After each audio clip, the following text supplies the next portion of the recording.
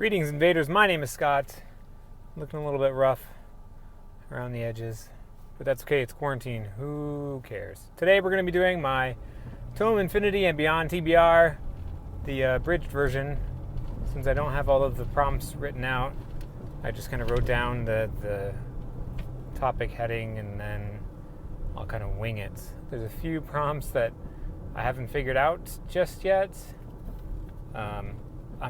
There's 22 prompts in total, and I'm not going to get even close to reading that many books, but I'll go through each prompt, and I'll give a pick if I will possibly get to it. Maybe it'll be more of like a recommendation of what I think I would like to read if it were me, and maybe you can find my picks and tag along with them. So number one, let's go through this rapid fire. Boom, boom, boom.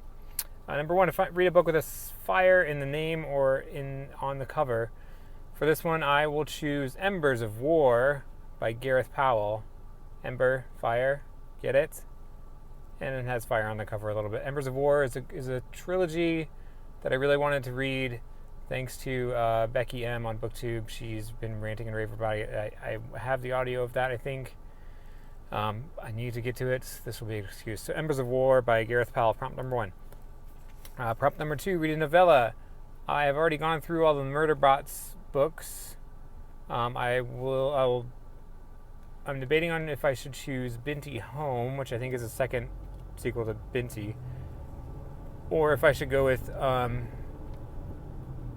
The Test by Sylvain Neuvel. I think that was his novella that he put out later last year. Number three, read a book that a host had rated 5 stars. I don't know because I haven't stalked everyone's Goodreads yet. But I will do that soon. Number 4, time travel or time warp book. I didn't come up with a good one. There's a new one by author Drew McGarry who wrote The Hike, which I really absolutely loved. He wrote a new book called Point B, which is like a time travel love story. And it's more of like a YA thing where a girl falls into a time portal, more probably just a warp. And it looks really good. I mean, I like his writing. He's really kind of snarky and funny. So that's Point B by Drew McGarry is an option. The other option that I can give out if someone hasn't read it is a teleportations book, which may count, but that was The Punch Escrow by Tal something. The Punch Escrow was really good. I read that a few years ago when it came out, so you can check that one out. Number 5, read a book with a star on the cover or in the title, and for this one I will be doing The Stars Now Unclaimed by Drew Williams. That's why I didn't write this stuff down. I have it scribbled down. The Stars Now Unclaimed is a series. Book 2, I think, came out recently. This one's been sitting on my shelf. I have the physical copy of this at home, and I wanted to read it for a very a few years. Number 6, read a classic sci-fi.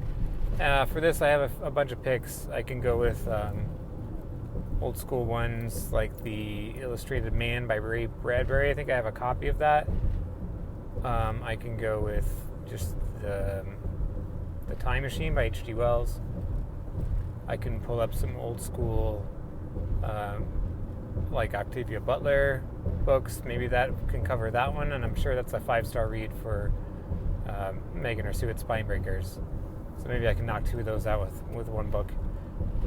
Number 7, read a standalone sci-fi book. This one I might do Recursion by Blake Crouch. Dark Matter was obviously a great pick for me, and I really want to get into Recursion. That would be an awesome thing if I can get through any of it, at least 2 or 3 of these during this time frame. So we'll see how that goes. Number 8 is read a book with a beautiful cover. This one I might try Dead Astronauts by Jeff Vandermeer, because the cover of this is absolutely trippy, which is representative of Jeff Vandermeer's writing. I have a physical copy of this, which was sent to me by a fellow booktuber. Thank you so much. So maybe I'll try to get my brain around Dead Astronauts by Jeff Vandermeer. I'd like to get to that one so soon. Number 9, read a book that's set on Earth. For this one, I was looking up, for it to cover a few of the prompts would be Prey of the Gods by Nikki Drayden, which takes place in somewhere on Earth about AI robots. That'll cover the AI prompts. My other option was the book Anyone by Charles Sewell. I had read the Oracle Year by him as well. My review is up on the channel for that. So I might choose either of those. Number 10, read a book that promotes diversity. I haven't gone into diving deep into the list of those books. I'm sure there's a bunch that I can get. Number 11, a fantastical mythological retelling. I don't have a pick for that one. Number 12, a children's book or middle grade sci-fi. I don't know. My kids have a book that's called Robots Everywhere. It's just like a golden book. I can chalk that one off. Number 13 read a book that has under 5,000 ratings. This one I have Terminus by Peter Clines next on my docket from Audible. And I think it hasn't been widely talked about, so I think last I checked it only had a few hundred ratings. There's a bunch. I have so many books that I could choose from on my under 5,000 ratings list, so we'll see. Number 14, read a sci-fi book that you're excited about. This one I want to read Song for a New Tomorrow, Song for a New Day, Song for a New Day, Song for a New Tomorrow, by Sarah Pinsker. That was like a sci-fi book that just won a Nebula Award, I think. So I really am excited to read that one, and it has to do with like music and live concerts and things like that, and it sounds awesome. Sorry, I'm not going into depth about any of these titles. Look them up for yourself. Maybe I'll link them down below. Oh, brother, my battery's going to die. Let's see. Going. Let's see. Read a book that's part of a larger series. That one I'll cover Terminus by Peter Clines. I guess Binti would cover that one too. And so on and so forth. Read a book that's over 500 pages. No, thank you. I don't have a pick for that because it's not going to happen. Read number 17. Read your most popular unread sci-fi book on my shelf. I would say that is Dune, because yes, everyone, I have not read Dune. I really don't want to. I will later. I'm not feeling it. Number 18, read a disaster or dystopian. I don't know. I got a bunch of those. I don't have one picked out. I would recommend Wool by Hugh Howey. Maybe the other books I've already mentioned in this list will apply for that selection. Yeah, so we'll see. Dystopian. I love that kind of stuff. There's probably a bunch I have. Number 19, read a book with androids, or I can't read my writing. But for 19, I think I picked Prey of Gods by Nikki Drayden for robots and androids. The other option I would have chosen is Sea of Rust by C. Robert Cargill. Sea of Rust has been on my TBR for a really long time. Number 20, read a book about space travel. I had a book on the list called 16th Watch, but guess what? Not reading that one anymore. I will be reading, I think I'm going to cover The Dark That Dwells, which is a book that I'm going to cheat and start, this week. A physical copy was sent to me by the authors, and I assume it has space travel in it because it's all what it's about. So that's my selection for that, The Dark That Dwells. Number 21, Extraterrestrial Beings. And for this, I will choose The Last Human by Zach Jordan, which looks like kind of like a funny, humorous, silly alien book, which I love. And the last one is number 22. We'll read a book that's been on your TBR for too long.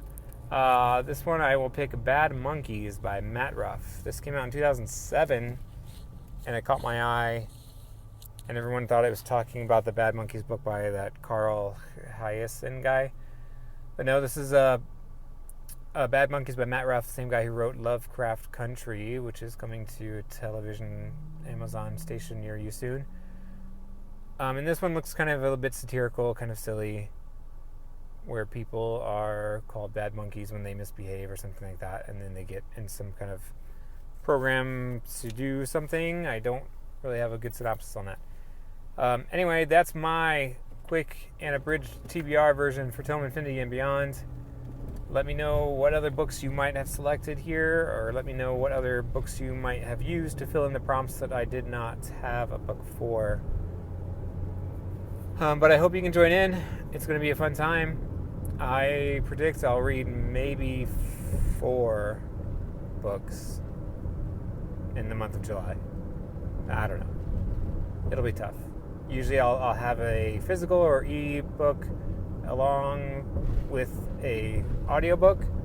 But what I like to do with those is split them up and have a genre split of one is either I want to choose between sci-fi, fantasy, or horror, and I split them up. Whether I'm reading one on one format, then the other format has to be a different genre. Because if I read sci-fi books and they're both about space battles and space travel and space operas, then more than likely I'll get the plot lines mixed up if they're too similar. So I like to break it up like that. So we'll see how I do with these book selections. They're pretty varied, and I hope I can read at least 4. I'll shoot 4. But those are my picks. Thanks for watching, everybody. Join Tome Infinity and Beyond, taking place in July, hosted by Meg's Infinite Book List, myself, Spinebreakers, Cat at Brews and Reviews, Steph at Novelty Corner, and Sam at Sarcasm and Sci-Fi. Check out all the channels, check out all the books and the picks. Thanks for watching, everybody. Happy reading. Be kind to one another. And I will see you next time. Bye-bye.